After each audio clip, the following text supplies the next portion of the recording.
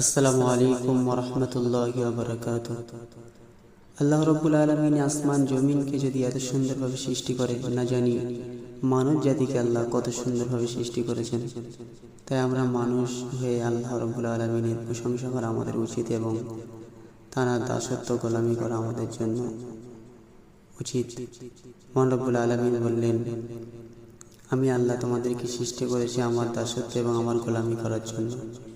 চিন্তা করে দেখুন, আল্লাহ আসমান জমিনকে যদি এত সুন্দরভাবে সৃষ্টি করেন, তাহলে মানুষ জাতিকে আল্লাহ পাক কত সুন্দরভাবে সৃষ্টি করেছেন।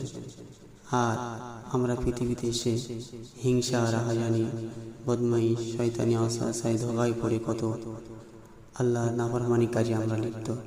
তাই আমরা চেষ্টা করব আমরা নিজেদেরকে ইমানে আমলে আমাদের নিজের জীবনটাকে বিলীন করার।